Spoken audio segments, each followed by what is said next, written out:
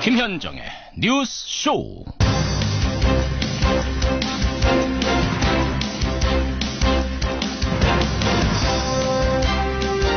25개월 만에 만납니다.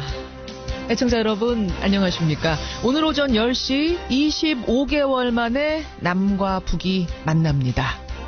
평창올림픽에 대한 논의는 기본이고요. 그 외에 어디까지 대화가 확장될 것인가, 이게 관건인데요. 사실 이번 회담은 남북 서로의 필요가 맞아떨어지면서 열리는 겁니다. 남한은 한반도 평화 확보가 필요했고요. 북한은 국제사회에서 고립되지 않았다는 메시지가 필요한 그 시점이었던 겁니다. 이렇게 서로의 요구가 딱 맞아떨어진 게 오랜만인 거죠. 어렵게 열린 대화의 장이 올림픽 이후까지 이어지려면 남도 북도 큰 욕심 부려선 안 될 겁니다. 상대에게 요구를 쏟아내기 시작하는 순간 분위기가 깨진다는 사실. 열리기는 그렇게 어려워도 닫히는 건 순간이라는 거 우리는 수없이 경험해왔죠. 남도 북도 테이블에 정중히 앉았으면 좋겠습니다. 날씨는 참 많이 춥지만 정신은 오히려 맑아지는 그런 아침이네요. 김현정의 뉴스쇼 출발합니다.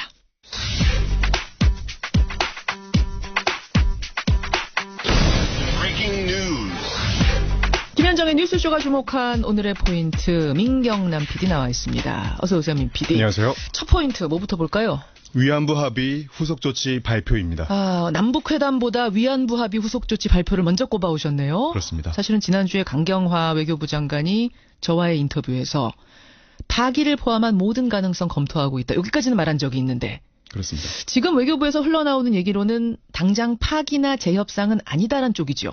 네, 오늘 오후 2시에 강경화 외교부 장관이 한일 위안부 합의를 어떻게 처리할지 공식 발표할 예정입니다. 명시적인 파기나 재협상을 언급하지는 않고 다만 진정성 있는 일본의 태도 변화를 촉구할 것으로 보는 시각이 우세합니다. 감사관에 발표 지켜봐야 될 것 같습니다. 그 위안부 이제 합의금으로 위로금으로 내놓은 10억 엔 있잖아요. 우리가 받았고 이미 40%는 집행했습니다. 그건 어떻게 처리하는 거예요? 일부 언론에서 어제 밤에 정부가 10억 엔을 반환하기로 했다고 보도를 한 적이 있었는데요. 일본에 돌려주기로 했다 이런 보도가 나왔는데. 네네. 외교부 측에서는 일단 이거는 사실이 아니라는 해명을 내놨습니다. 네, 반환 대신에 이미 사용된 46억 원을 정부 예비비로 충당을 하고 그래서 10억 엔 총액을 맞춰서 고스란히 금융기관에 예치하는 방식이 거론되고 있는 중인 것 같습니다. 그래요. 10억 엔을 한 푼도 안 쓰고 그냥 예치하는 방식. 그러면 재협상 파기 요구는 안 하되 일본에다가는 성의 있는 조치를 해라 요구를 하고 기다리는 정도? 지금 현재로서는 그렇게 보이는 것 같고요. 자세한 거는 오늘 발표를 봐야겠죠. 2시에 어떤 발표를 할지, 어떤 묘한이 나올지 모르겠어요. 지켜보죠. 기대가 됩니다. 네. 다음 포인트는요. UA 특사 논란, 중지부 찍나입니다. 임종석 비서실장 특사 파견 논란과 관련해서 아랍에미리트의 칼둔 행정청장이 지금 방한 중입니다. 네, 어제 들어와서 정세균 국회의장을 예방을 했고요. 오늘은 청와대를 방문해서 문재인 대통령과 임종석 비서실장을 차례로 만날 것으로 알려져 있습니다. 이명박 정부 당시에 UAE의 유사 상황 발생 시에 한국군이 자동 개입하는 비공개 합의를 했고 현 정부 들어서 이를 바로잡는 과정에서 마찰이 있었다는 분석이 많았는데요. 오늘 청와대 대화에서 양국 간 외교관계를 발전시키자는 등의 무난한 얘기가 나오면 그동안의 논란은 자연스럽게 사그라들 것으로 보입니다. 그러니까 칼둔 청장이 이렇게 방한하면서요. 그동안 거세게 항의했던 한국당이 출구 전략을 모색하는 것 같은 분위기가 들더라고요. 오늘 청와대 방문 지켜봐야겠습니다. 마지막 포인트 가죠. 네, 바른정당 3차 탈당 가시화입니다. 그렇습니까? 네네. 국민의당과의 통합이 본격화되고 있는데 못 따라간다 결정한 분들이 나오고 있습니다. 오늘 누가 탈당 선언한다면서요? 네, 김세현 의원과 남경필 경기지사가 오전에 탈당 선언할 것으로 알려져 있고요. 그리고 이학재 의원이나 원희룡 제주지사도 거취를 고민 중인데 모두 다 탈당하면 바른정당 의석수는 11석에서 9석으로 줄어들게 됩니다. 오늘 뉴스닥에서 이준석 바른정당 당협위원장 나오잖아요. 이 문제는 거기서 한 번 더 짚어보기로 하죠. 민경남 프로듀서 수고하셨습니다. 감사합니다. 남북 고위급 회담이 오늘 오전 10시부터 판문점 우리 측 평화의 집에서 열립니다. 대표단 파견을 포함하여 필요한 조치를 취할 용의가 있습니다. 과정 문제라든가 군사적 긴장을 완화하는 문제 등을 포함해서 북한의 평창 올림픽 참가에 집중하되 남북관계 개선 문제도 논의하겠다는 의지도 읽힙니다. 10시에 만납니다. 남과 북. 뚜껑은 열어봐야겠지만 평창올림픽 참가 문제뿐만 아니라 얘기가 조금 더 나갈 것 같습니다. 그렇게 생각하는 까닭은 두 가지인데요. 우선 통일부 발표가 그렇습니다. 남북관계 개선을 위한 폭넓은 논의가 있을 거다. 이런 공식 입장이 나왔죠. 두 번째 이유는 미국의 태도입니다. 사실 북한이 이렇게 나오는 게 이거 한미공조 깨려고 하는 거 아니야? 이간질 전략 아니냐? 미국이 상당히 불편해하고 있다. 이런 우려가 막 나오던 것을 트럼프 대통령이 나서서 아니다. 나 이 대화 지지한다. 100% 지지한다. 라고까지 말하면서 한마디로 우려를 불식시켰습니다. 이런 것을 바탕으로 볼 때 이번 회담의 판이 커질 것을 기대해 볼 수 있는 건데요. 하지만 북한과의 대화는 항상 변수가 있었죠. 예, 이분과 함께 예측해 보겠습니다. 더불어민주당의 통일외교 전문가 홍익표 의원 연결해보죠. 홍 의원님 안녕하세요. 네, 안녕하세요. 반갑습니다. 예, 반갑습니다. 네. 회담 시작 시간은 10시, 마감 시간은 따로 없다면서요? 네, 보통 남북회담의 마감 시간은 회담이 끝나야 끝나는 것입니다. 그렇죠. 근데 2015년 생각해 보면은 그때 무박 4일 동안 진행이 됐었어요. 예, 그렇습니다. 그 당시가 좀 이례적이었던 것이고요. 과거 김대중 노무현 정부 당시 남북회담을 할 때에도 통상적으로 한 2박 3일이면 하루 정도 연장하거나 예. 또는 마지막 한 하루나 또 이틀 정도는 거의 한 40여 시간 이상을 밤새면서 계속 회담을 진행한 적은 비일비재했었습니다. 그렇죠. 이번에도 그렇게 될 가능성이 있다는 얘기네요. 글쎄요, 이건 그 회담 분위기나 논의 내용에 따라 다르는데, 예. 끝나는 시간은 우리가 쉽게 점치기는 어렵고, 또 오늘 이어서 또 내일까지 회담이 또 이어질 가능성도 배제할 수 없다, 이렇게 생각하고 있습니다. 예. 분위기 좋으면 정말 무박 4일로도 진행이 되고, 분위기가 싸해지면 순식간에 닫히기도 하고 하는 게, 그렇게 변수가 많은 게 남북회담이긴 하죠. 네, 그렇습니다. 예, 회담장 그림을 좀 그려보겠습니다. 우리는 조명근 통일부 장관, 천혜성 통일부 차관, 노태강 문체부 차관, 그리고 국무총리실 감사, 또 평창 관계자 이렇게 참석을 하고 북한은 그렇습니다. 리선권 조평통 위원장, 전종수 부위원장, 황충성 총무, 체육계 인사 2명, 5대 5대형입니다. 그렇습니다. 홍 의원님, 이 인물들 몇 면을 보면 좀 분위기 예측이 가능한가요? 일단은 아까 처음에 우리 사회자께서 말씀하신 것처럼 예. 평창 올림픽에 우선 주력하면서 남북 관계에 대한 폭넓은 대화의 가능성을 열어놓은 구성이다 이렇게 보면 될 것 같습니다. 일단 우리 측의 대표는 이제 조명균 통일부 장관과 그다음에 천혜성 통일부 차관이 또 같이 나가는 게 굉장히 이례적이죠. 그렇죠. 장차관이 함께 나가는 게 아주 이례적입니다. 통일부에서. 예, 통상적으로 장관이 나가면 차관이 서울을 지키면서 맞아요. 본부 상황실을 운영하는 것이 일반적인데 예. 이번 내용은 천혜성 차관이 나간 이유가 이후의 회담의 모멘텀을 이어갈 때 실무적으로 회담의 내용을 잘 아는 사람이 계속 있어야 한다는 얘기는 이미 정부 차원에서는 이번 회담을 일회성으로 끝나는 게 아니라 차후 여러 다양한 형태의 실무회담에 천혜성 차관을 대표급으로 어떤 염두에 두고 있는 구상이 아닌가 그런 추후 회담까지 염두에 두고 있는 것으로 생각되고 있고요. 그렇군요. 예, 그다음에 노태강 문화체육관광부 차관과 그다음에 김기용 평창 조직위 기획 사무처장인데요. 예. 이 두 분은 그야말로 이 현안인 평창 올림픽과 관련돼서 그렇죠. 관련됐고 안문현 총리실 심의관은 아마 전반적으로 이 두 가지를 다 백업할 수 있다고 생각합니다. 남북 관계는 통일부만 갖고 안 되기 때문에 총리실 차원의 범정부적 지원이 필요하고 또 평창 올림픽도 역시 총리실에서 진행이 되는 거죠. 근데 반면에 이제 북측의 5명의 대표인데 잘 아시는 것처럼 리선권 조평통 위원장과 전정수 조평통 부위원장이 2명이 나오는데요. 조평통은 작년 6월 최고인민회의에서 우리 국회 격이죠. 기존의 당의 통전부 산하기구에서 이제는 국가의 국무위원회 직할의 국가기구로 위상이 바뀌었습니다. 그래서 이번에 통일부의 파트너로 이미 염두에 둔 북한이 이후에 남북 대화에서 사실 북한 내각에서는 남북 통일부에 상응하는 파트너가 없거든요.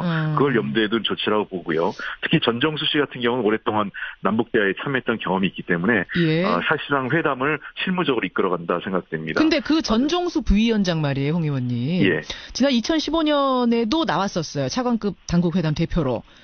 근데 개성공단 문제를 걸면서 회담 결렬시켰던 장본인이 이 사람이거든요. 네네. 괜찮겠습니까? 이번에도 뭔가 좀 태클 걸면서 압박하는 역할을 하지 않겠느냐 이런 얘기 나오던데. 그게 전정수 부위원장 개인의 선택이 아니죠. 우리도 예를 들면 통일부 장관이 가고 또 차내성 차관이 혼자 가서 독단적으로 회담을 틀거나 회담을 또 뭐 그 정부의 지침 없이 변경시켜내지 않습니다. 즉 전정수 부위원장이 당시 그러한 역할을 했다는 것은 일정한 역할 분담을 했고 사전에 기획된 것으로 볼 수 있겠죠. 이번에는 그런 분위기 아니란 말씀이에요? 네, 알겠습니다. 그렇습니다. 전반적으로 이번에는 전정수 씨가 대화 경험이 많기 때문에 남북관계에 대해서 아마 장관과 차관하고도 아마 잘 아는 사이일 겁니다. 자, 제일 관심사는 의제입니다. 의제. 뭘 논의할 것이냐. 평창올림픽은 당연한 주 의제니까 그건 뭐 논외로 하고요. 평창올림픽 넘어서는 무슨 얘기까지 할 수 있을까요? 어디까지? 저는 이번 그 회담의 의제 제한은 없다고 생각을 합니다. 없다고요? 제한 없다고요? 그럼 북핵 문제 뭐 이런 것까지도 갈 수 있다고 보세요? 갈 수 있다고 저는 생각을 합니다. 다만 그런 것들이 합의문에 담기기는 어려울 겁니다. 그게 무슨 말씀? 얘기는 하되 합의문에 담기지 않는 거다? 그러니까 얘기는 하되 합의문에 담긴다는 것은 합의하거나 서로 일정한 진전이 있는 것들이 합의문에 담기는 거죠. 그러니까 혹시라도 합의문의 내용이 없다고 해서 논의되지 않았다 이렇게 얘기하는 거는 회담의 내용을 잘 이해 못하는 경우가 이제 그런 비판을 할 수 있는데 회담에서 모든 내용은 다 논의가 될 겁니다. 즉 그 테이블에 올라가는 의제에 대한 제한은 없고 즉 우리가 관심 있는 사안을 다 얘기할 거고요. 북도 자기들이 관심이 있는 내용을 다 얘기할 겁니다. 다만 그 안에서 서로 정돈되고 또 일정한 합의 수준에 이른 내용들은 합의문에 담기게 됩니다. 합의문에 담기지 않은 내용들은 추가적으로 그 어떤 추가회담 또는 이후의 회담에서 계속 모멘텀을 이어갈 수 있는 것만 한다면 저는 이번 회담은 상당한 성과가 있다 이렇게 보고 있습니다. 그러면은 이번에 합의문에 담길 수 있는 건 뭔가? 우선 이산가족 상봉 문제. 제가 지난주에 강경화 외교부 장관하고 인터뷰했을 때요. 다른 거에 대해서는 다 유보적으로 답하시는데 이 이산가족 문제에 대해서는 굉장히 적극적으로 언급하시더라고요. 이산가족 상봉까지는 담긴다고 봐도 되는 겁니까?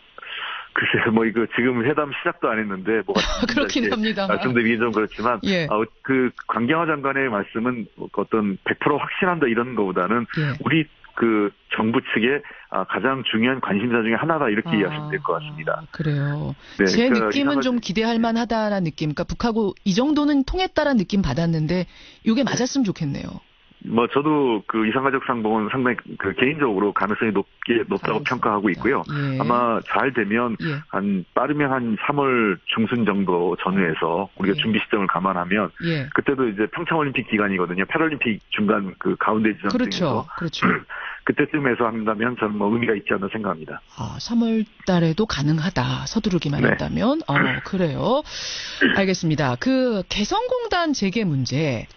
이건 우리가 아니라 북한이 요구할 가능성이 있다 얘기가 나오더라고요. 왜냐하면 유엔 경제 제재 상태에서 사실 북한이 지금 굉장히 경제가 어렵고 개성공단 재개하자는 얘기를 먼저 얘기할 수 있다. 그럼 오히려 우리가 좀 난감할 수도 있다. 어떻게 보세요? 개성공단 얘기가 뭐 현안으로 오를 수 있겠지만 북도 현재 우리의 사정을 잘 이해하고 있는 것으로 알고 있습니다. 즉 개성공단 문제가 북한 핵 문제나 미사일 문제와 관련된 경제제재 차원에서 지금 이루어진 거 아니겠습니까? 어쨌든 전임 정부에서 그것이 어떤 그 충분한 절차적 그 과정이나 동의가 부족했다 하더라도 현재 그런 상태로 결정된 상황이기 때문에 우리가 일방적으로 북한이 원한다고 해서 이걸 제기할 수 있는 상황은 아닌 것을 북한도 이해하고 있기 때문에 국제사회 관계를 고려할 때 그렇습니다. 다만 이 개성공단 재개 문제를 포함한 전반적인 남북 간의 교류협력, 경제 협력을 포함한 교류협력에 대해서 얘기하실 가능성은 높고요. 그래서 그건 우리는 이 일정하게 핵 문제나 또는 특히 북미 간의 대화, 이 핵 문제를 둘러싼 이 북한과 미국 간의 관계 개선 여부에 따라서 이것이 가능해질 수 있다는 것을 뭐 설명할 수 있고 북한도 납득할 것으로 저는 생각을 합니다. 그렇게 보시는군요. 알겠습니다. 근데 이런 거를 술술 논의하다가 말입니다. 갑자기 북한이 어떤 전제 조건, 보상 같은 걸 들이밀 가능성은 없을까요? 저는 그렇게 생각하지 않습니다. 지금 북한 이번에 김정은 위원장 신년사를 쭉 보면 이 북한 그 김정은 위원장 소위 최고 지도자죠. 북한 입장에서는 최고 지도자의 육성을 통해서 대북 정책의 대남 정책, 한반도 정책에 대한 입장을 전환을 공개적으로 표현한 거거든요. 그렇기 때문에 이번 어떤 작은 사안에 대한 어떤 보상이라든지 또는 예. 경제적인 대가를 요구하지는 않을 것으로 생각합니다. 근데 그건 아니더라도 지금 신년사에서 네. 보면은 한미 군사훈련, 사드, 뭐 미국 군사장비 반입을 걷어치우라 이런 얘기했잖아요. 이거는 예. 김정은 위원장 입에서 나온 말이기 때문에 이런 거 만약 요구하면 우리는 어떻게 해야 됩니까? 그 문제는 분명히 제기하겠죠. 아까 제가 말씀드렸던 것처럼 모든 예. 문제를 북한이 제기할 겁니다. 북한 관심사를. 예. 다만 그런 문제로 이번 회담을 깨지는 않는다는 거죠. 깨진 않을 거다. 왜냐하면 김정은 위원장이 이 방향은 정해줬기 때문에 그렇습니다. 이거 하라고. 그래서 예. 그리고 일단 우리 정부가 나름 한미 당국이 지금 성의를 보인 거 아니겠어요? 예. 북한으로서는 만족할 수 없지만 훈련 자체가 지금 연기돼 있는 상태고 예. 훈련이 연기된 상태에서는 불가피하게 한미 군사 일정을 군사 훈련이나 여러 가지 그 일정을 감안하면 뭐 그것이 누구의 표현은 조정이고 누구에 의해서는 그 축소 그 훈련이라든지 이런 여러 가지 형태로 될 불가피한 상황입니다. 예. 그런 걸 우리가 북한에게 상황을 설득을 하면서 예. 특히 이 문제는 남북 간의 포함이 물론이고 북한과 미국 간의 여러 가지 대화 채널에서 함께 병행 논의될 상황이기 때문에 북한도 이런 상황은 미국과의 자기들 나름대로 대화 채널을 유지하고 있거든요. 예. 그런 속에서 논의가 이루어질 것으로 저는 생각됩니다. 알겠습니다. 30초 남았는데요. 하나만 여쭐게요, 홍 의원님. 예. 고위급 인사, 예를 들면 김여정 같은 사람이 평창을 방문할 가능성 있습니까? 글쎄요, 뭐 그거는 저는 좀 너무 깜짝쇼 같은 거고 우리나라의 관심사가 그런데요. 저는 그 가급적 뭐 일반적으로 보면 최희 국가체육지도위원회 위원장이 제일 가능성이 높은데 예. 깜짝 방문이라면 저는 남북 관계나 여러 가지 향후 관계를 고려할 때 최용의 국무위원회 부위원장급이 온다면 우리로서는 최상의 파트너가 오는 것이 아닌가 생각합니다. 그래요. 알겠습니다. 오늘 회담 지켜보기로 하죠. 고맙습니다. 네, 감사합니다. 더불어민주당 홍익표 의원이었습니다. 김성환의 행간 시사평론가 김성환 씨 나오셨습니다. 어서 오십시오. 네, 안녕하세요. 저만 설레는 거예요, 오늘? 아니요. 저도 설렙니다. 그렇죠. 네. 예, 25개월 만에 하여튼 남과 북이 한 테이블에 앉는다는 그 사실만으로도 설레긴 해요. 이게 어느 순간부터요. 통일이란 말을 하면 이게 종북이란 말하고 등치대는 뭐 이런 시대를 우리가 꽤 오래 살았거든요. 살아왔었죠. 네. 그러니까 헌법에도 명시된 통일을 마음대로 얘기할 수 없는 시대에 살았다고 생각을 하니까 이제 좀 그런 거에서 좀 자유로워졌으면 좋겠다. 좀 다시 통일을 얘기할 때가 되지 않았나 싶습니다. 그래요. 오늘 좋은 성과가 있기를 기대하면서 행간 뭐 가지고 오셨습니까? 임종석 대통령 비서실장이 아랍에미리트 특사 방문 의혹. 예. 이 해를 넘겨가면서까지 한 달가량 온 나라를 떠들썩하게 했습니다. 떠들썩했죠. 그 의혹을 풀어줄 당사자로 지목된 인물이죠. 아랍에미리트 2인자 칼둔 행정청장이 어제 방한을 했습니다. 예. 서울에 온 아랍에미리트 칼둔 행정청장. 이 뉴스의 행간을 좀 살펴볼까 합니다. 행정청장 이러니까 행정청장이 뭐야? 이건 별거 아닌 거 아니야 하실지 모르지만 국무총리격인 거예요. 2인자라고 지금 설명해 주셨습니다. 직함이 너무 많아요. 비서실장도 있고 원자력위원회 의장도 있고 뭐 굉장히 많은데요. 2인자입니다. 2인자. 공항 입국 때부터 그냥 007 첩보작전을 방불케 하던데요. 네, 맞습니다. 오전 9시 무렵에 전용기 편으로 입국한다 이렇게 예고가 돼 있었거든요. 그래서 기자들이 얼마나 궁금합니까? 그렇죠. 그래서 입국장에 진을 치고 있었는데요. 온다는 사람은 안 보이고 가방들만 줄줄이 들어왔습니다. 어떻게 된 거예요? 알고 봤더니 이미 공항을 빠져나간 상태였는데요. 비밀로? 예. 이게 주한 아랍에미리트 대사관 측이 보낸 승용차가 김포공항 활주로로 들어갔다고 합니다. 활주로로? 네. 승용차가? 네. 전용기 편으로 와서 활주로로 승용차가 들어가서 그냥 태워서 입국 절차도 밟지 않고 나가버렸습니다. 진짜 비밀 대우, 특급 대우네요. 네. 이후 행보도 비밀스럽기는 마찬가지인데요.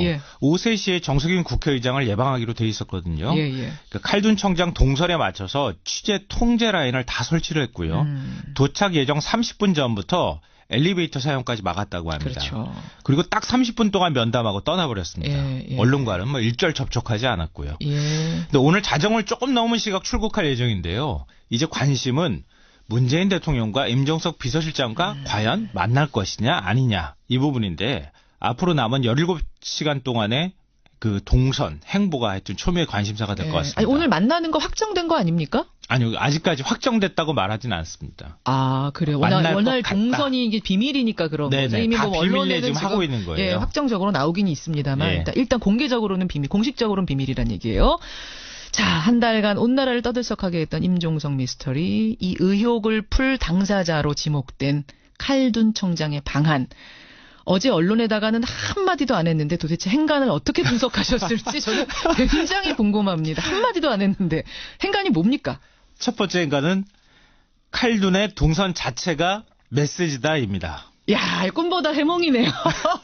아니요, 이게 맞을 거라고 생각하는데요. 동선 자체가 정말 메시지입니까? 예, 동선을 잘 살펴보면 가장 먼저 만난 사람이 누굽니까? 정세균 국회의장. 예. 그것도 의전상 만남이 아니라 직접 만납시다 해서 만나는 겁니다. 아, 칼둔이 만나자고 해서. 그리고 양국 관계 발전을 지속해 나가겠다. 국회의 협조를 부탁한다 이렇게 얘기를 했습니다.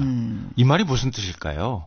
최근에 나왔던 최신의 어떤 뉴스와 같이 이제 결합시켜서 말씀드리면 이명박 정부 시절 맺은 군사협력 이거 국회가 조약 체결이든 뭐든 승인을 안 해준 것인데 지금 파병을 하든 뭘 하든 할 수밖에 없는 상황이다. 그렇죠. 그래서 문제가 된 거 아니냐 이런 얘기가 있잖아요. 국회가 어떤 형식으로든 뒷받침을 좀 해 주십시오. 라고 하는 메시지로 읽히지 않을까 메시지군요. 싶은 생각이 들고요.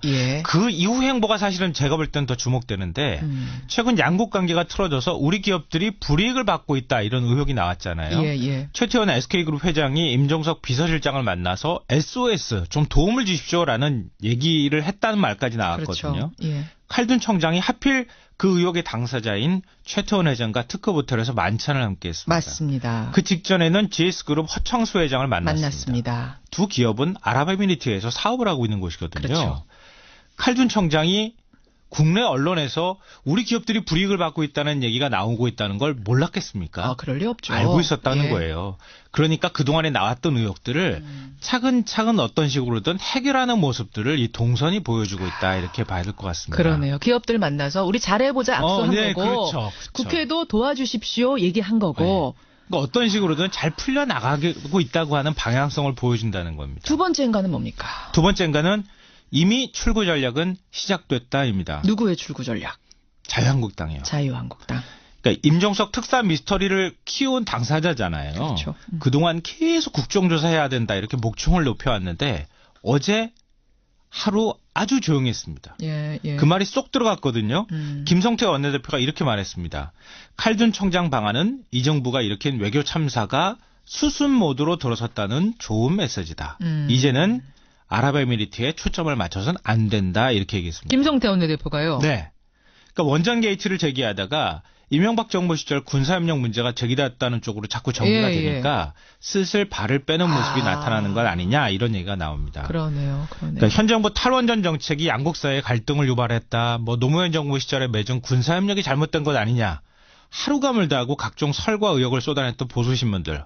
보도태도 오늘 제가 유심히 살펴봤는데요. 한층 누그러졌습니다. 다 출구 전략입니까? 네. 그래요. 그러니까 그동안의 기승전 단계였다면 이젠 결말을 맺는 슬슬 뭔가 발을 빼면서 정리하는 단계로 가고 있다는 겁니다. 마지막 행간으로 가죠. 마지막 세 번째 행간은 그래도 한 번은 직접 나서야 한다입니다. 이게 무슨 말씀이세요? 칼둔 행정청장 얘기입니다. 지금 계속 비밀리에 움직이고 있잖아요. 한마디 안 하고. 네. 언론과 접촉 절대 안 하고. 근데 청와대가 칼둔 청장 방한하기 전에 칼둔 청장이 오면 의혹이 풀릴 것이다 얘기했거든요. 근데 이대로 만약에 그냥 출국해버린다. 그러면 의혹이 풀리기는커녕 계속 또 남아있을 가능성이 또 있습니다. 동선을 가지고도 김성환 씨처럼 해석하는 사람이 있는가 하면 다른 해석을 하는 사람이 있을 수도 있거든요. 그러니까 어떤 식으로든 문 대통령을 만나서 한마디를 하든 뭐 어떤 방식의 메시지든 간에 칼둔 청장이 한번 직접 나서서 메시지를 던질 필요가 있다 이런 얘기입니다. 그렇군요. 아마 청와대가 그런 자리를 지금 마련하려고 노력하고 있지 않을까 이런 생각이 드는데 그렇죠. 그렇겠죠. 오늘 행적 또 보겠습니다. 김성환 씨 수고하셨습니다. 네, 고맙습니다. 김정의 뉴스쇼 2부 출발합니다. 1987년 6월 항쟁을 다룬 영화 1987. 이 영화가 크게 흥행을 하면서 우리는 6월 항쟁의 등장인물들을 다시 한번 떠올려보게 되는데요. 그중에 한 사람, 여러분 고문기술자 이근한을 기억하십니까? 고문은 예술이다. 이런 강연을 몇 년 전에 했던 게 보도가 되면서 참 또 한 번 울분을 터뜨리게 했었는데 그 고문기술자 이근한은 지금 어떻게 지내고 있을까요? 김정훈 기자가 2017년 이근한을 찾아서 떠나봤답니다. 과연 만났을지 잠시 후에 김정훈 기자 만나보죠. 화요일 뉴스닥에서는요. 오늘 이번 주 참 슈퍼위크죠. 오늘 회담부터 시작을 해서 줄줄이 큰 이벤트들이 있는데 이번 주에 상한가 하한가로는 어떤 인물을 뽑아오셨을지 두 패널 만나보겠습니다. 오늘 또다시 무서운 한파가 찾아왔는데요. 청주에서는요. 어제 오전 이 한파 속에 폐지 리어카를 끌고 가던 할머니가 차에 치여서 돌아가시는 일이 있었습니다. 여러분 그 리어카 한가득 폐지 주우면 그게 얼마나치나 되는지 아세요? 예. 폐지 줍는 할머니 할아버님들이 몇 분이나 되는지 혹시 아십니까? 오늘 80대의 폐지 줍는 할아버님 한 분을 뉴스쇼에서 연결해 보겠습니다. 생생한 이야기 들어보시죠. 50원의 단문 100원의 장문 유료 문자 샵 1212 카톡 레인보우까지 열어놓고 출발합니다. 2부 첫 순서는 1987년으로 돌아가 보겠습니다. 요즘 영화 1987에 대한 관심이 뜨겁죠. 박종철 고문치사 사건에서부터 6월 항쟁까지 그 이야기를 담고 있는데 관객 수 400만 명을 넘어섰고요. 문재인 대통령까지 직접 영화관을 찾으면서 그 열기가 더 달아오르고 있습니다. 특히 이 실제 사건을 바탕으로 하고 있다 보니까 영화 속의 인물들, 그러니까 당시의 실존 인물들에 대한 관심도 높아지고 있는데 이 영화에서 가려진 그리고 실제로도 꽁꽁 숨어 지내왔던 하지만 우리가 꼭 한번 짚어봐야 하는 핵심 인물이 있습니다. 바로 고문기술자 이근한 씨. 이 이근한 씨의 행적을 김정훈 기자가 밟아봤다고 합니다. 김정훈 기자. 네. 고문기술자 이근한 씨를 찾아봤다고요? 네. 근데 하지만 이근한 찾기에 앞서서 이 사람부터 만나봐야 할 것 같은데요. 한번 들어보실까요? 예.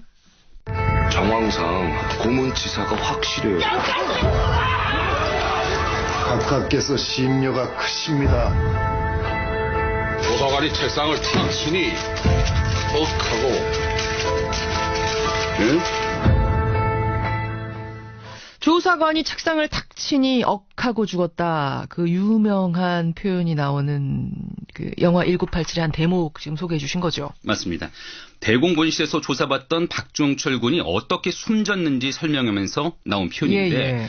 영화에서 대공처장 역을 맡았던 김윤식 씨의 목소리였습니다. 예. 그런데 실제로 기자들에게 그렇게 말했던 인물은 당시에 강민창 치안본부장이라고 하네요. 그러니까 경찰청 생겨나기 전이니까 치안본부가 있었던 거고 네. 그 치안본부의 장이 탁친이 억하고 죽었다. 이 표현을 썼단 얘기예요? 네. 하지만 영화에서 그려진 대로 민주화운동 인사들을 고문하거나 수사 결과를 마음대로 조작하던 일련의 행위를 직접 지휘한 총책임자는 김윤식 씨가 연기했던 대공처장 박처원 치안감이 맞습니다. 박처원 치안감 참 오랜만에 듣는 이름입니다. 그러니까 영화 속에서 김윤식 씨가 북한 사투리 쓰면서 연기했던 그 박처장이에요. 네, 실제 박처원 치안감은 1929년에 평안남도 진남포에서 출생을 했습니다. 해방 후에 월남에서 1947년 경찰이 됐고요. 예. 이후 줄곧 대공파트에서만 근무를 했는데 간첩 수사에서는 상징적인 인물이라고 하네요. 역사학자인 한홍구 성공회대 교수의 말로 한번 들어보시죠. 예. 그 박처원이라는 사람이 경찰서장도 안 하고 도경국장도 안 하면서 치안본부의 제2인자까지 차장까지 올라간 사람이거든요. 자기가 잡은 간첩이 뭐 수백 명이다 수천 명이다 뭐 그러면서 있는 거죠. 근데 이제 그 중에 그 상당 부분이 70년대 이후에 잡았다고 하는 거에 상당 부분은 조작이었을 가능성이 크고요. 대공 분야. 그러니까 그 당시 시쳇말로 하면은 빨갱이 잡는 일만 쭉 해왔다는 거예요. 그렇습니다. 네. 예. 그렇게 해서 이른바 박처원 사단을 형성했는데 같은 일을 했던 경찰들 무리죠. 그 존재가 박종철 군 고문치사 사건으로 드러나게 된 것입니다.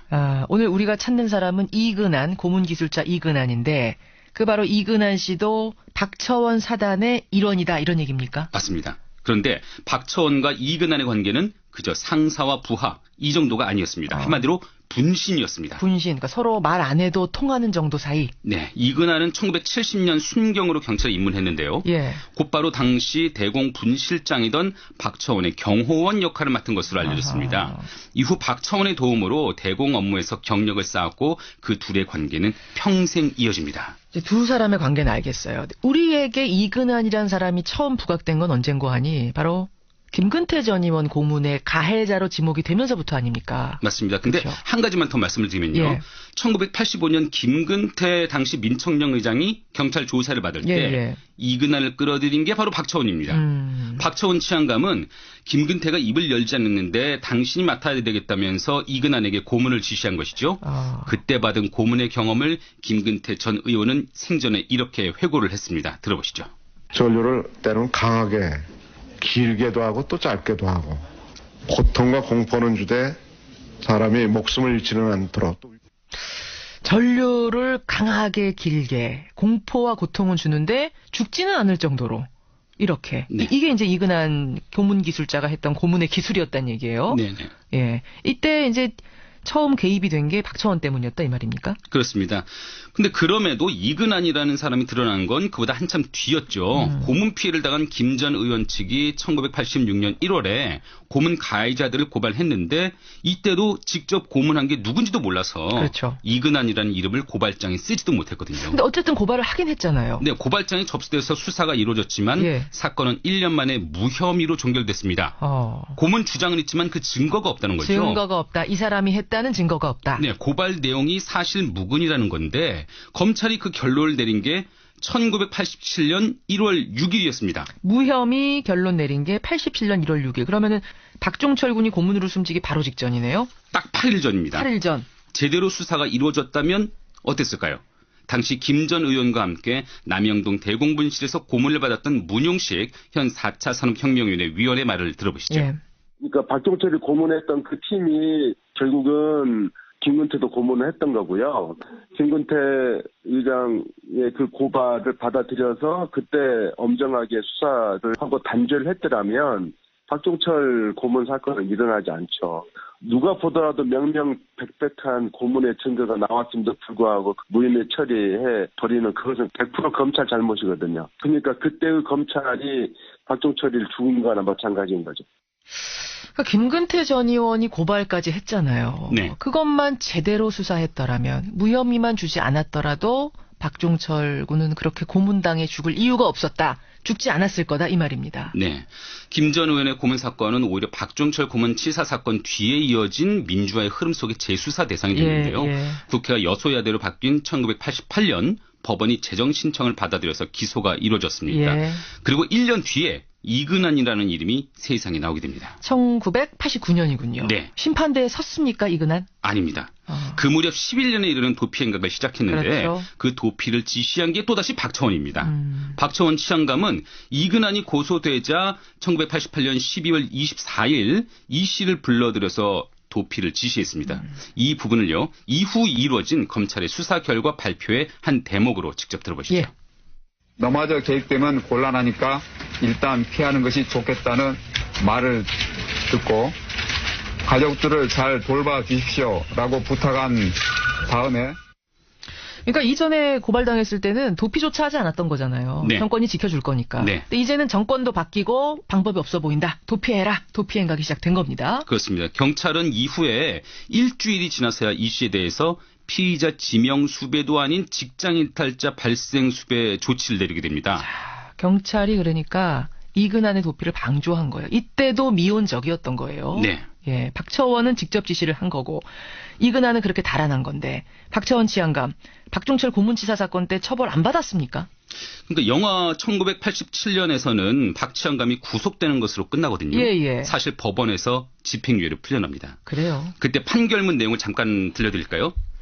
피고인들이 경찰에 봉직하면서 명예나 권력을 추구하지 않고 오로지 대공 분야에 헌신했고 유죄 판결 자체만으로도 그동안 쌓아올린 공로에 치명상을 입게 된 점을 참작해서 집행유예를 선고한다. 이런 내용입니다. 그러니까 숱한 고문과 조작 이런 것들이 다 공로로 인정이 된 거네요? 그런 셈이죠. 풀려난 박처원 치안감이 했던 일이 뭔 줄 아십니까? 뭡니까? 이근한을 비롯한 고문 경찰관들에 대한 뒷바라지였습니다. 뒷바라지. 그러니까 숨어서 도피 행각하는 동안 이근한 씨 도피 행각하는 동안 도와준 게 또 박처원 치안감이에요? 네. 박 치안감은 카지노 업자로부터 10억 원을 챙겨서 이 중 일부를 이 씨 등 고문 경찰들에게 건네왔습니다. 이런 사실은 이근한이 1999년 자수하면서 드러났고요. 예. 그럼 그때라도 박처원 치안감이 범인 도피 혐의로 다시 처벌을 받았어야 하지 않을까요? 그렇죠. 당연하죠. 아니었습니까? 네. 박 치안감이 불구속 기소되긴 했지만 이번에는 고령과 당뇨병 등을 이유로 또다시 집행유예를 받아서 석방이 됩니다. 아니 사람 죽이는 고문을 지시하고 그 고문 기술자 도피를 도운 사람인데 그럼 단 한 번도 제대로 된 처벌은 안 받았다는 얘기입니까? 네. 이에 대한 박 치안감의 입장을 꼭 듣고 싶었는데 취재 결과 10년 전에 노환으로 세상을 떠났더라고요. 그렇군요. 그래서 저희는 그를 대신해서 이야기를 해줄 사람을 찾게 된 거죠. 예, 이근한 씨 얘기가 이제 나오는 겁니다. 이근한 씨 찾아보셨어요? 네. 박처원 치안감의 분신과도 같은 이근한은 자신의 고문 행위뿐만 아니라 박치환감을 중심으로 진행된 당시 고문 수사의 전모를 말해줄 수 있는 유일한 인물로 여겨지기 때문에 찾아봤는데요. 지난주에 이근환이 사는 주소를 파악해서 서울 동대문구의 주택가를 한번 찾아봤습니다. 서울에 사는군요. 네, 한번 들어보실까요?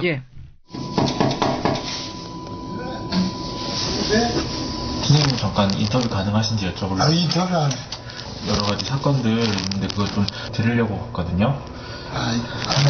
선생님 그래도 한번 생각해 보시는 게 어떨까요? 인터뷰 안 해. 왜 안 하시는? 아유, 그냥 문을 쾅 닫아버리네요. 네. 인터뷰 안에 매몰차게 문전박대 당하셨어요? 네, 허름한 다세대 주택 지하방에 사는 이근환은 내복 차림으로 취재진과 맞닥뜨렸습니다. 한때 별명이 곰이었다고 해요. 근데 지금의 행색은 늙고 또 배도 나온 80대 노인 딱 그 모습이었습니다. 부인은 요양병원에 입원해 있다고 하고요. 홀로 어렵게 생계를 이어가고 있었는데 뭐 강하고 날카롭던 예전의 눈빛도 이제는 찾아볼 수가 없었습니다. 단 한마디도 안 했어요? 그래서 저희가 이튿날 다시 찾아봤습니다. 또 갔습니까? 근데 여전히 인터뷰는 거절하면서도 다음과 같은 이야기를 남기더라고요. 들어보시죠. 30여 년 전 얘기요. 본인 기억도 잘 안 되고 상대되는 사람들 다 죽고 나 혼자 떠들어봐야 나만 미친놈들 살 거 다 살고 나와서 뭐 지금 이렇다 저렇다 얘기하고 싶지 않아요. 마지막으로 행복하게 사셔야 하지 않겠습니까? 절대 안 해요. 관련된 사람도 다 죽고 나 혼자 떠들어봐야 나만 정신 이상자 된다. 네. 이렇다 저렇다 얘기하고 싶지 않다. 이 얘기예요. 네. 뭐 사과하고 반성하는 모습은 아니죠. 전혀 아니네요. 네. 이근환은 앞서서 간간히 있었던 언론과의 접촉에서도 그때로 돌아간다 해도 나는 똑같이 할 것이다. 또 당시 시대 상황에서는 애국이었고 애국은 남에게 미룰 수 있는 일이 아니다라고 말을 했었죠. 그러니까 지금 들어보면요, 좀 억울하다 이런 뉘앙스예요. 예, 그런 뉘앙스도 풍기고요. 그렇죠. 그러니까 현재도 그런 입장에서 크게 달라지진 않은 것 같습니다. 예, 참 오랜만이 아니라 전 처음인 것 같아요. 이근환이라는 사람의 목소리를 들은 게. 네. 이런 목소리네요. 이근환. 30년이 지나서 돌아봤습니다. 1987년. 그리고 그 이후의 움직임까지 쭉 살펴봤는데요. 근데 그 당시 악행을 저지른 그 장본인들이 지금도 사과나 반성의 기미 없이 여전히 억울하다는 입장이라는 거. 이거 좀 충격적이고 1987년 민주화를 향했던 그 몸부림은 어쩌면 여전히 진행형일지도 모르겠다 이런 생각도 들어요. 네네. 그렇죠? 김정은 기자. 네. 오늘 여기서 멈추지 말고 관련된 보도도 후속 보도들 좀 더 준비해 주시기를 제가 부탁드립니다. 알겠습니다. 예, 오늘은 여기까지 듣죠. 고생하셨습니다. 네.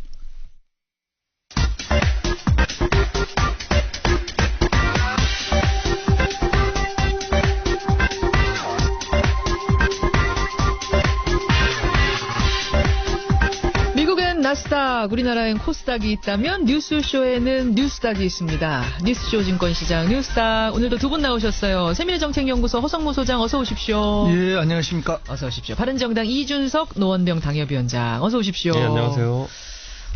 지금 청취자들 문자가 아주 많이 쏟아지는데 백헌종님은 그 시절을 살았던 사람으로서 우라가 치밀어서 들을 수가 없네요. 사실 뭐 저나 이준석 위원장은 사실은 그 시절이 이제 어린 시절이어서 그야말로 기록을 통해서만 아는 거지만 허성무 소장님 그 시절 생생히 기억나시죠? 뭐 지금 1987년 이야기합니다. 예. 예, 뭐 저희는 뭐 그때 이제 대학생이었기 때문에 잘 기억하죠. 그리고 그 현장 속에 늘 있었기 때문에. 혹시 그러면은 뭐 끌려가도 보셨? 예, 저는 이제 87년 당시에 이제 그 60 항쟁 때는 대구 교도소에 있었습니다. 대구 교도소에? 예. 근데 이제 그 대구 교도소로 이관 가기 전에 부산 교도소에 있었는데 그 4월 뭐 이럴 때 체류가스가 교도소 안까지 날라 들어왔어요. 그래서 이게 어마어마한 뭔가가 있구나. 교도소 안에 바깥 소식을 잘 알 수가 없어요. 가족이 간혹면에 오긴 하지만.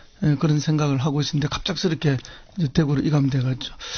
어쨌든 박종철 군이 이제 뭐 86년 말 87년 초에 남영동 대공분실에 가서 이제 물고문을 당하다 그렇게 돌아가시게 됐는데 박종철 열사와 비슷한 고문이나 이런 과정을 그 당시에 많은 대학생들이 민주화운동을 하다 겪었죠. 허성무 소장님도 혹시 그런 경험이 저도 거의 같은 시기에 박종철 열사가 남영동 대공분실에서 조사받고 고문받을 때 저는 부산 대공분실에서 고문 당하셨어요? 그렇죠. 근데 이제 그게 무슨 고문 당하셨어요? 저희는 뭐 그때 저희 사건이 있었고 이제 고문은 특별히 이 수배 중인 사람의 소재를 파악하기 위해서. 그렇죠. 너 친구 어디 있는지 풀어라. 풀어라. 네. 그 이제 알 때까지 하는데 뭐 모르는 경우에 아무리 고문을 한다고 대답이 나오는 게 아니지 않습니까? 그렇죠. 알아도 뭐 쉽게 안다고 말할 수는 없는데 이제 고문이 워낙 고통스럽기 때문에 알고 있으면 거의 대부분 말하게 되어 있습니다. 어느 정도나 고통스러운 거예요? 고통스럽다. 무슨 고문이었어요? 뭐 설명하기가 매우 어렵죠. 당해보지 않으면 알 수 없는 거고, 저는 뭐 이제 욕조에 바로 이렇게 물고문을 당한 건 아니고, 칠성판에 이제 꽁꽁 묶인 채로 이렇게 물고문을 당했는데, 뭐 그런 고문은 그때 당시 대학생으로서 민주화 운동을 했던 수많은 사람들이 같은 경험들을 다 가지고 있죠. 칠성판에다가 꽁꽁 묶어가지고 수건 얼굴에 얹고 거기다 주전자로 물 뿌리는 거. 그러면 막 코로 입으로 그냥 귀로 물이 다 들어가는 거. 그렇죠. 호흡을 하면 할수록 물이 더 들어와서 사람이 그러다 죽는 거잖아요. 이제 기술이죠. 그래서 죽지 않을 만큼 하고. 그때 그러니까 이근한이 그랬다는 거 아닙니까? 고문은 예술이다. 그렇죠. 죽지 않을 때 그치고 않을 만큼만. 또 그런 고문은 뭐 아주 한 종류에 불과하죠. 수많은 뭐 전기 고문도 있고 뭐 통닭구이, 비녀꼬지 뭐 수많은 고문들이 있습니다. 인간이 얼마나 잔인한지 이러면서 최철규님 외 많은 분들이 경험담도 지금 보내주고 계세요. 그런 시절을 살았습니다. 거쳤습니다. 이제 좀 다시 현실로 돌아와서요. 우리 뉴스다. 새해 두 번째 뉴스닥입니다. 오늘 하한가부터 가보죠. 이준석 위원장, 하한가 누구 골라오셨어요? 저는 안철수 대표를 꼽았습니다. 안철수 국민의당 대표, 허성무 소장님?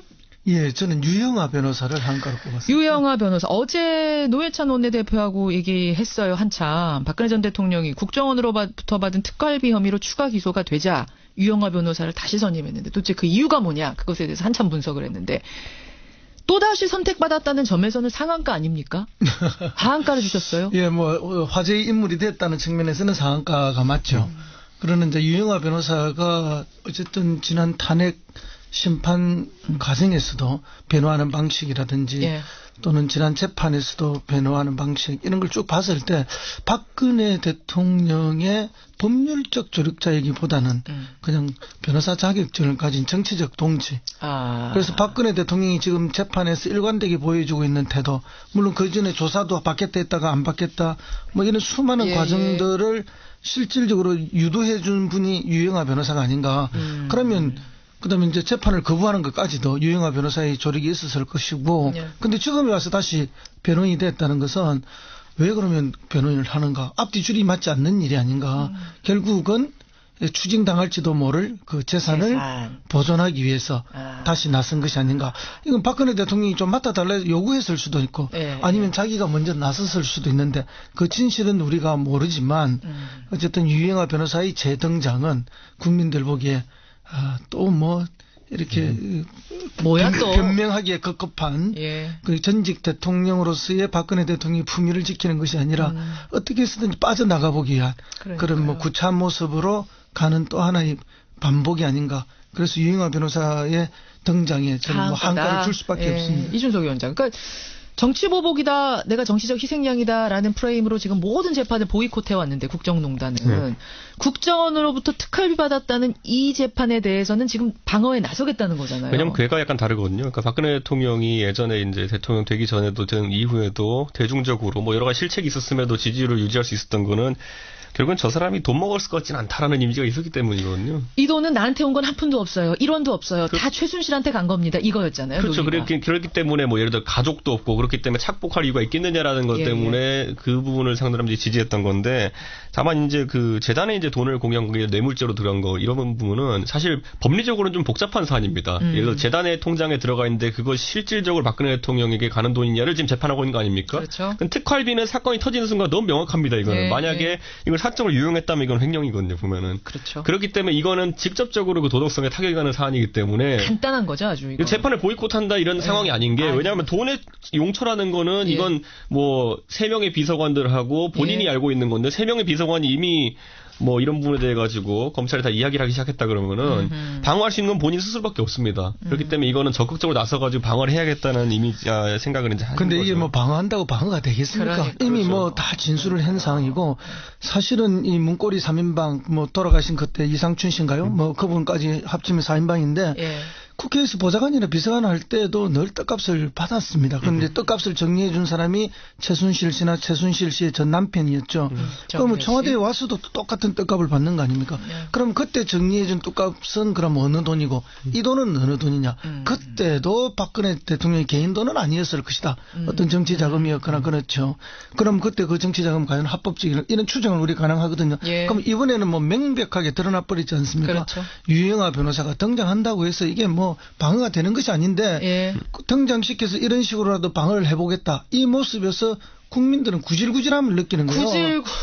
그러니까 국민들이 가슴에 상처를 받는 거예요. 그래도 우리가 뽑은 대통령이고 우리 대한민국의 전직 대통령인데 의연하고 당당한 모습을 끝까지 보고 싶은데 그런 건 흔적도 없이 내팽개쳐버리고 오로지 뭐 지키기 방어 이런 모습으로 또 유영아 변호사냐. 유영아 변호사가 지난번에 맨 처음에 나타나서 했던 말이 뭡니까? 모래 위에 쌓은 뭐 사상 누각이고 거짓과 뭐 그랬었죠. 그 이야기를 할 때 국민들이 거기 동의했던 사람이 누가 있겠습니까? 그럼 앞으로도 계속 그런 모습이 반복될 텐데 이 모습을 국민들이 또 봐야 되냐 정말 안타깝다는 생각이 듭니다. 네, 우리가 이제 살펴봐야 될 게 이제 30억대, 40억대 정도 이제 된다고 이제 이야기가 나오는데 국정원 특합이 그 부분이 그런데. 우리가 알기로 이제 최경원 의원도 그렇고 일부 정치 인사에게도 그 돈이 가지 않았습니까? 그런데 지금 이제 그 검찰의 이야기, 즉 3인방의 진술에 의한 것이겠죠. 거기 따르면 지금 박근혜 대통령이 의상실 운영비로만 6억 9천을 썼다는 거 아닙니까? 근데 이 금액 같은 경우에 지금 이제 정치권에서 나온 얘기가 뭔가 이게 뭐 연예인도 아니고 아무리 의상을 뭐 제작을 했다고 하지만 6억 9천 어떻게 4년 동안 쓸 수 있겠느냐라는 거에 대해 가지고 의상비로. 그래서 이 부분에 대해서 이제 사람들이 의구심을 갖는 거는 박근혜 대통령이 방어를 하려 나서는 게 뭐냐면은 결국에는 그 돈 중에서 예를 들어 30몇억 중에서 실제로 그 비서관들이 유용한 게 없겠느냐. 아, 거기서 또 빼돌린 게 없겠느냐. 그러니까 빼돌렸으면은 그걸 지금 자기들이 빼돌렸겠다 얘기했겠느냐. 예를 들어 의상실 운영하는데 한 4억 들어갔으면 거기다 플러스 2억 더 받고 얹어가지고 거기서 한 6억 더 썼다 이렇게 얘기하는 식으로 갔을 경우에 이제 숫자가 이제 안 맞는 부분들이 있을 수 있기 때문에 박 대통령이 아마 그 부분을 유영아 변호사랑 좀 상의를 좀 할 것인 게 이 금액은 바로 추징이 들어옵니다. 이거는. 네, 추징이 들어오죠. 이미 동결했어요, 재산을. 네, 그렇기 때문에 그 부분에 있어서 뭐 검찰이 이미 30억 정도를 못 박아서 이야기했지만은 결국엔 진실 공방을 좀 할 부분이 있다고 생각할 겁니다. 근데 옷을 매일 갈아입으면은 6억 가능해요. 제가 아는 연예인 맞춤 의상 탑 연예인이 1년에 의상 스폰서비가 그분도 매일 갈아입거든요. 무슨 빌려 입는 것도 있고 하긴 하지만 8천만 원 정도밖에 안 합니다. 그래요? 예. 밖에라는 표현 들으면서 자괴감 느끼시는 분도 많겠지만은 진짜 나름 연예인 진짜 비싼 명품만 이렇게 빌려서 입는데도 8천만 원 정도라고 제가 평생 산 옷을 다 합쳐도 그게 안 나와요. 확인했습니다. 제가 그저께. 박근혜 대통령 전 대통령 옷 갈아입는 걸 보면은 뭐 TV에 나올 때마다 옷이 달라요. 그러니까요. 그리고 한복도 TV 나올 때마다 다릅니다. 그러니까 몇 벌을 가지고 갈아입는 것이 아니고 늘 새 옷을 해줬기 때문에 다 맞춰서 저는 그렇게 들었다 보고요. 설사 밑에서 문고리 3인방이 일부를 횡령했다 하더라도 지금 전 대통령과 그 핵심 보좌관들이 그 횡령 여부를 다툰다는 것 자체가 얼마나 구질구질이 또 나오네요. 구질구질한 모습입니다. 이런 모습 정말 국민에게 안 보여줬으면 좋겠습니다. 잡범이란 표현을 쓰시는 성은실님 같은 분도 계시고 지금 사실 좀 그렇습니다. 상황이. 그런 의미에서 하한가 주셨어요.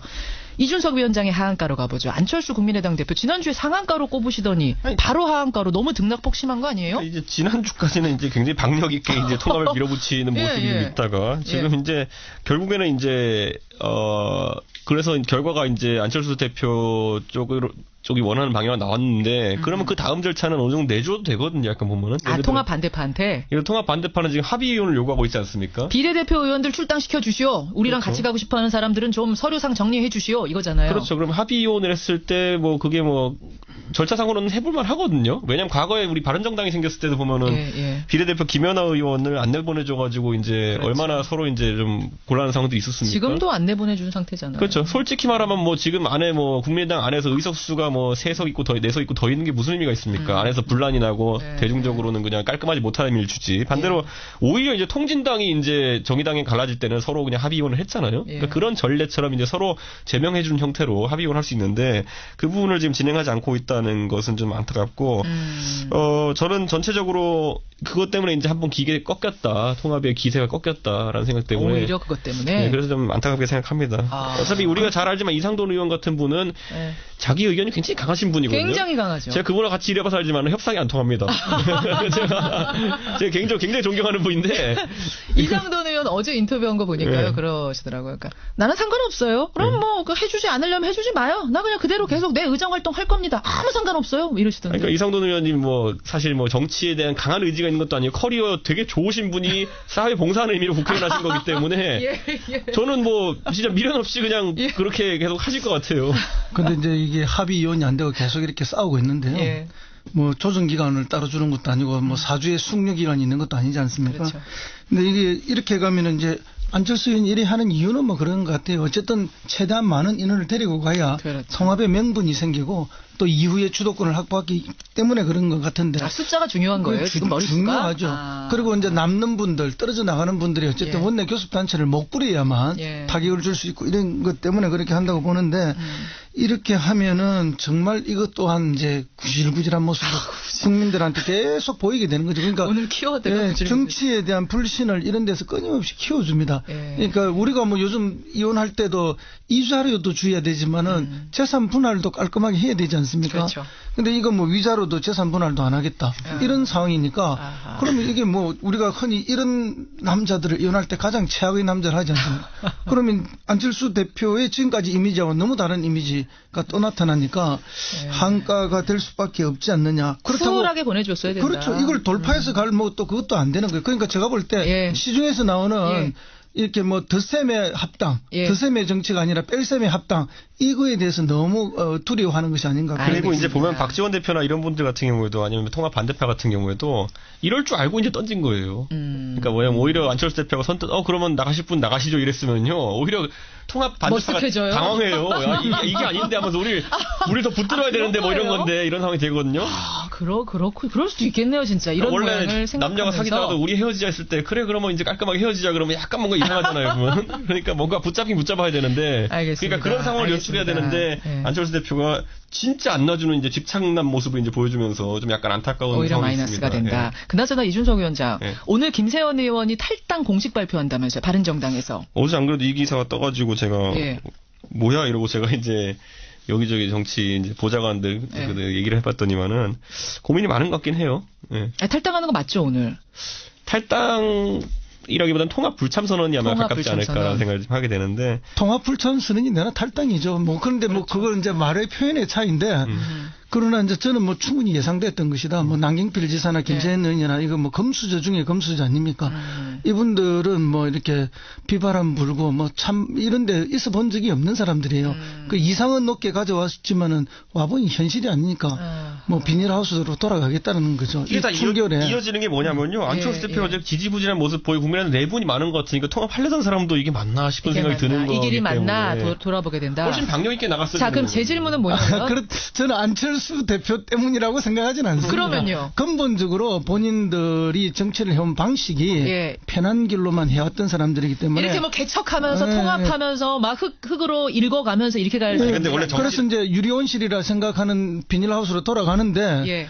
가보니까 지금 비닐하우스도 곳곳에 찢어지고 구멍이 뻥뻥 나 있는 거예요. 간다고 해서 과거처럼 그렇게 따뜻한 비닐하우스는 아니다. 원래 정치라는 게 원래 그 몇 명이 하면 이렇게 막 밀어붙이면 하면서 따라가는 경우도 있고 이렇게 분위기가 이제 타이밍이 중요하거든요. 그런데 이미 이런 상황 속에서 국민의당이랑 합당 논의가 이제 되고 있다라는 얘기가 나오면서 그럼 자유한국당은 그럼 뭐 하겠습니까? 그날부터 모든 힘을 기울여가지고 그걸 방해하려고 할 텐데 이게 속도감 있게 진행되지 않으면 이런 결과가 나옵니다. 그럼 어쨌든 김세현 의원이 왜 나가는가에 대해서 두 분의 원인 분석은 다르지만 누구까지 나갈 건가? 요거는 얘기해 주실 수 있잖아요. 김세현 의원, 이학재 의원, 남경필 지사 다 나갑니까? 이학재 의원 같은 경우는 제가 이제 주변 인물들과 얘기를 해보니까 뭐 지역구에서는 나가라는 얘기가 많다 그러고 한국당으로 그리고 그 외에도 이제 그런데 이제 뭐 주변 보좌진이라든지 아니면 주변 인사들 같은 경우에는 이학재 의원한테 이제 좀 말리는 그런 분위기가 좀 있다고 합니다. 말리고 있고 아직 고민 중 이학재 의원. 그럼 원희룡 지사요? 원희룡 지사는 이제 이거 약간 걔가 다른 게 원희룡 지사 진짜 가까운 분이랑 얘기를 해봤는데 나가는 것과 별개로 그 제주도에서 자유한국당으로 선거 치르는 건 필패라고 생각한다는 분위기가 좀 있습니다. 그렇기 때문에 그 부분은 좀 지켜봐야 됩니다. 그래요. 알겠습니다. 지금 뭐 바른정당에서나 자유한국당에 가나 선거가 어려운 건 마찬가지예요. 그런데 국회의원은 왜 그럼 2년 4개월이나 남았는데 지금 나갈 것이냐. 지금이라도 나가서 지역구 위원장을 분명히 꿰차야 되거든요. 늦어지면 늦어질수록 가능성이 낮아지기 때문에. 그런 게 있군요. 그리고 뭐 지금 도지사들은 당장의 선거가 눈앞에 닥친 거죠. 그러나 도지사들은 뭐 남경필과 원희룡은 조금 케이스가 다를 거예요. 뭐 남경필 지사도 어렵지만 원희룡 지사는 제주도 분위기 만만치 않습니다. 그렇군요. 그리고 뭐 워낙 뛰어난 슈퍼스타였는데 실제 뭐 도지사 해보니 뭐 그 슈퍼스타의 자질이 바로 도정에 나타나는 것도 아니거든요. 흔히 이게 큰 인물 뭐 이렇게 해서 많은 시민들이 도민들이 기대해서 그런 분들을 뽑지만 해보면 뭐 아유 작은 인물보다 더 못하네 이런 느낌을 줄 때가 굉장히 많습니다. 행정이라는 게. 행정이라는 것이. 그렇기 때문에 처음에는 과대한 기대를 가졌다가 기대가 크면 실망도 크는 거죠. 그래서 지금 정당 선택의 문제가 저는 아니라고 봅니다. 저는 그래서 여기서 안철수 대표에게 계속할 수밖에 없는 게 뭐냐면요. 지금 바른정당 내 구성원들이 이 시그널을 몇 번 보냈습니다. 예를 들어 총협했는데 예를 들어 뭐 박지원 대표부터 시작해서 약간 정체성이 다른 분들이 있으면은 통합에 참여할지 고민해야 된다라는 얘기를 하는 분들이 많았거든요. 그러니까 그런데 이상하게 그걸 진작에 안 받아들이더라고요, 보면은. 그러니까 결국에는 뭐 통합하면 그래 숫자가 많은 게 좋지 않았어. 이런 단순한 생각으로 지금 이 통합을 접근한다고 하면은 사실 어려운 게 안철수 대표 당신께서도 보면은 당내 정체성이 안 맞는 사람들끼리 같이 있다가 힘들어한 거 아니겠습니까? 그러면 통합된 당에서도 본인과 정체성이 좀 안 맞다고 생각하는 분들은 나갈 수 있게 해주는 게 맞거든요. 알겠습니다. 그런 의미에서 안철수 대표 하한가 통합에 자꾸 이러면서 타이밍 놓치면 안 된다 이 얘기하셨어요. 통합을 지지한다면 하한가 정리하고요. 상한가 가보죠. 시간이 별로 없는데 상한가는 이유를 짧게 듣고 가겠습니다. 허성무 소장님, 상한가 누구? 예, 이번 주를 뭐 우리가 흔히 슈퍼윅이라고 이야기를 하죠. 너무 많은 일들이 있어요. 뭐 그럴 수밖에 없습니다. 이제 문재인 대통령에게는 집권 2년차가 시작되는 주고 그죠? 그리고 지금 뭐 당장 오늘 남북 그 고위급 회담 있죠. 그다음에 칼둔 들어와 있죠. 그다음에 또 내일은 본인이 신년 기자회견을 해야 됩니다. 이번 주가 저는 뭐 문재인 정부의 뭐 집권 2년 차를 가를 수 있는 분기점이다. 그렇기 때문에 뭐 상한가로 이번 주 자체가 아주 중요한 주다. 아주 중요합니다. 상한가 줄만 하네요. 예. 그렇다면 이준석 위원장은 상한가 뭐 골라오셨어요? 저는 이제 암호화폐 또는 가상화폐를 꼽았습니다. 이게. 가상화폐?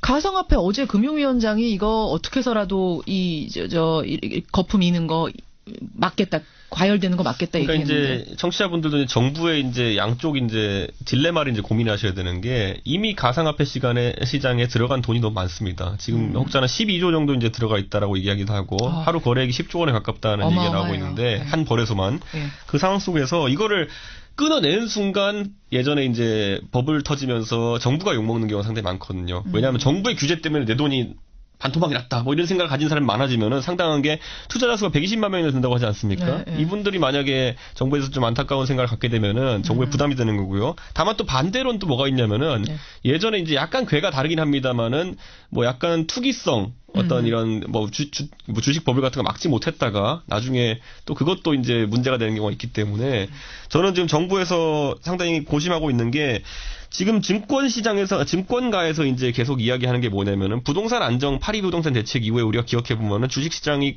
우상향 곡선을 그렸거든요. 그런데 최근에 이제 몇 개 증권사에서 얘기하는 게 뭐냐면은 최근에 그 유동자금이 이제 상당 부분 가상화폐 시장으로 가고 있다.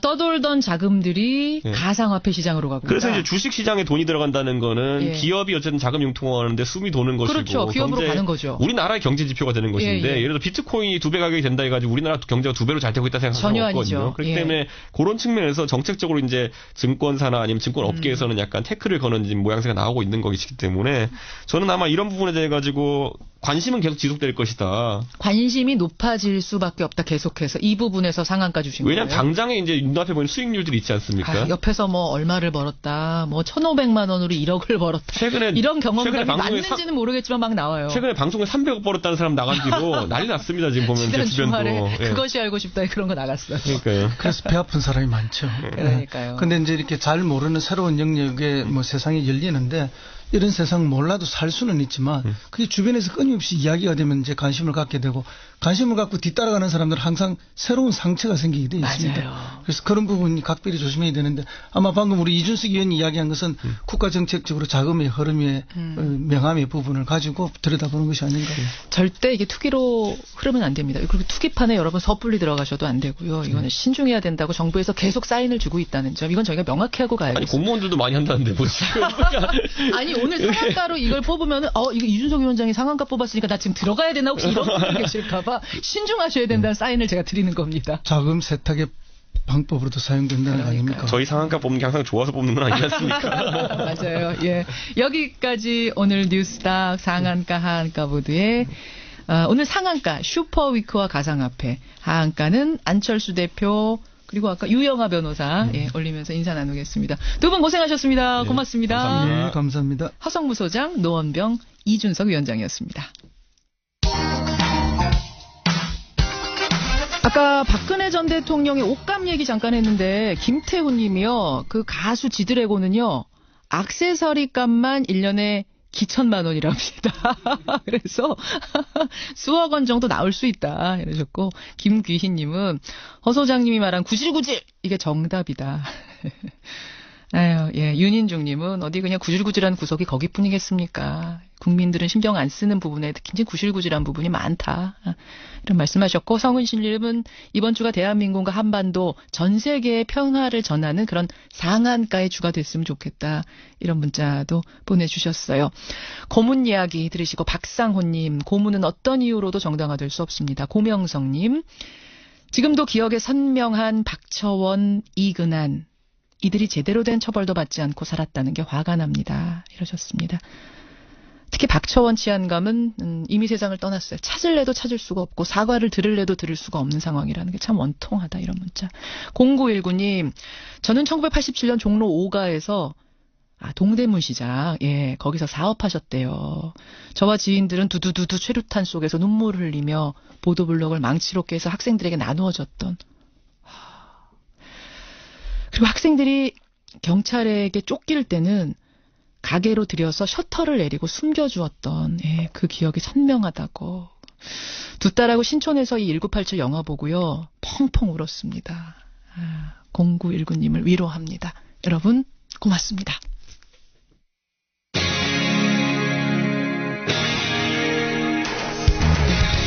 여러분께서는 지금 어제 아침 청주에서는요. 손수레를 끌고 도로 위를 걷던 할머니 한 분이 승용차에 치여 숨지는 사고가 있었습니다. 길을 가다 보면 늦은 밤 또 이른 새벽까지도 무거운 손수레 끌고 폐지 줍는 어르신들 자주 마주치게 되죠.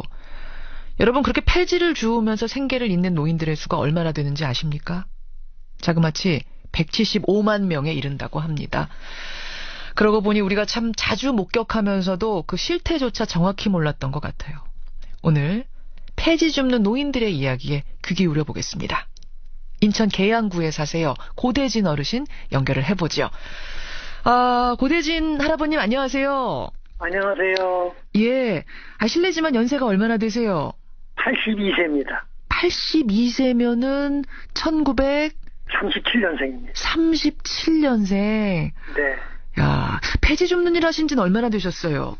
한 5년 좀 넘었습니다. 5년 넘게. 네. 아침에 몇 시에 시작하세요, 일을? 지금은 보통 8시요. 보통 8시에. 네. 몇 시까지 끌고 다니세요?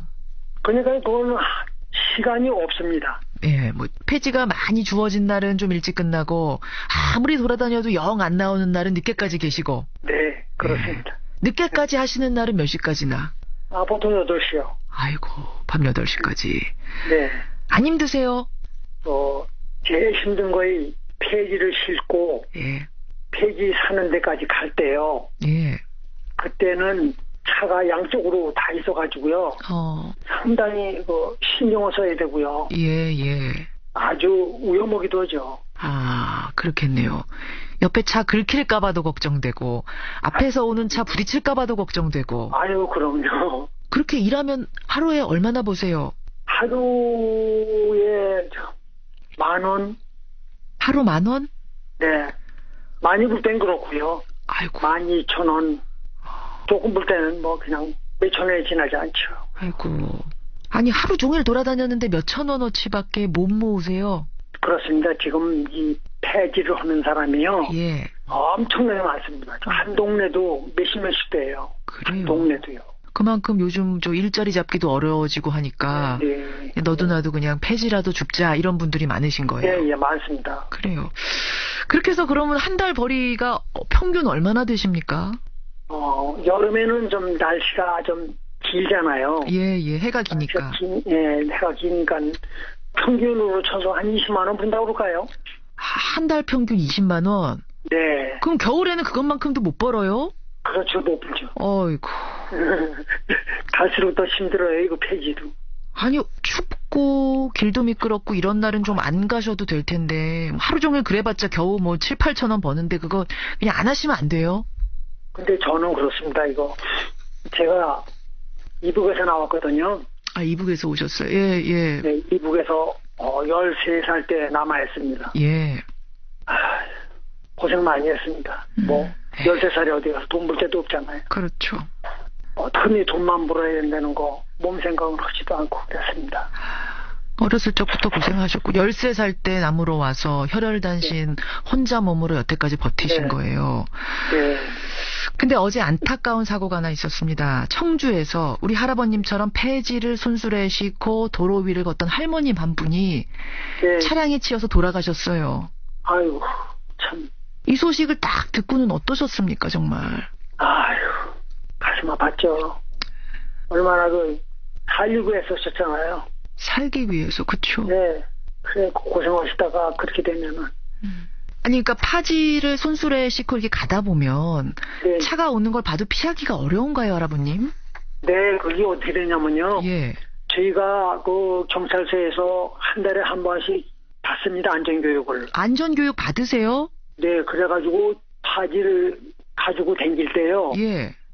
상대방에서 제가 좌측으로 쭉 가면은 저쪽에서 오는 차는 우측으로 오는 거 아닙니까? 그렇죠.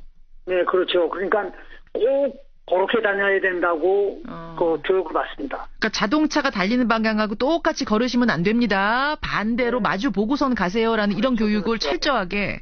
네, 그래야 상대방에서 오는 차가 알기 때문에 그렇죠. 비켜가는데 그렇게 교육을 받습니다. 그리고 또 이 길을 가다가 폐지가 있는 걸 발견하면 그거 주우시느냐고 신경 쓰다가 차 오는 걸 못 볼 수도 있고. 그렇죠. 그런 일 많습니다. 그런 일 많고요. 네.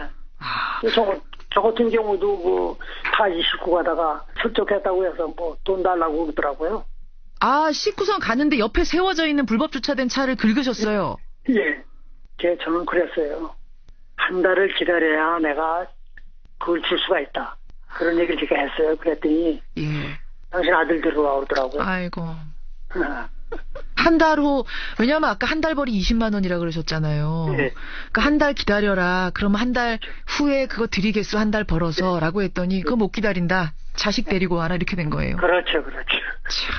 아유, 참 매정하네요. 매정해요. 아유, 세상이 이렇게 각박해졌나 하는 생각이 들어요. 그러네요. 예. 네. 결국 그거 내셨어요. 그래서 한 달 벌어서. 좀 죽게 냈어요. 다 주고 나면 어떡해. 아이고. 참 자주 마주치는 폐지 줍는 노인들인데 도대체 그분들이 어떻게 사시는가 궁금은 했어도 이렇게 고생하시는지 몰랐어요. 아유. 다른 것보다도 안전 대책.